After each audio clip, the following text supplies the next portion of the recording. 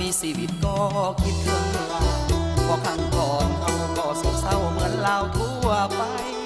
เคยว่าหมู่เราเหมือนเมาหมู่ก็หายแต่เมื่อคิดถึงความตายก็เสียดายในชีวิตตนเดี๋ยวนี้ข้าเสือองค์พระเยซูจิตใจข้าผู้ถึงคุณค่าของคนเมื่อจากโลกนี้ยังมีชีวิตอีกคนในเมื่อเกิดมาเป็นคนจงดิ้นรนสอบหาพระองค์มาเสื้อพระเจ้าทำเอาพระองค์เถิดนา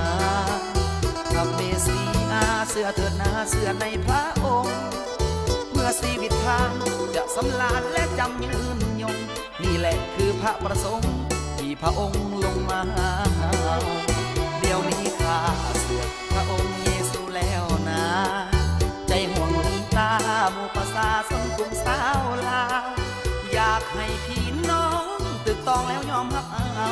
ทำเสื้อในพระองค์เจ้าพี่น้องเราจะสุขสำลา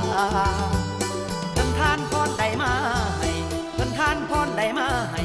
จงภูมิใจครับเอาพรทานจะสำลานโยโย่ยิ่งสายนั้นเน้นดังกันจะสุขสำลานสวนิรันดรเอามาขอพรพระองค์ผ่านพระองค์ท่าน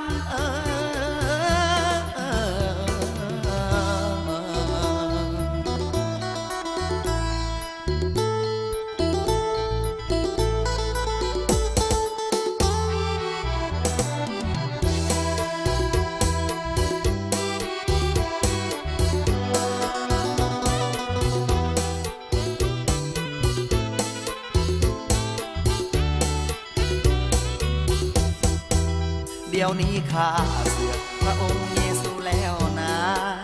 ใจห่วงหลวงตาหมู่ประสาสนกรุงสาวลาวอยากให้พี่น้องตึกตองแล้วยอมรับเอาทำเสื้อในพระองค์เจ้าพี่น้องเราจะสุขสำลาเพิ่นทานพรใดมาให้เพิ่นทานพรใดมาให้จงภูมิใจครับเอาพรทานจะสำลานโยโย่ยิ่งสายนั้นเน้นดังกันจะสุขสำลานสวนิรันดรเอามาขอพรพระองค์ผ่านพระองค์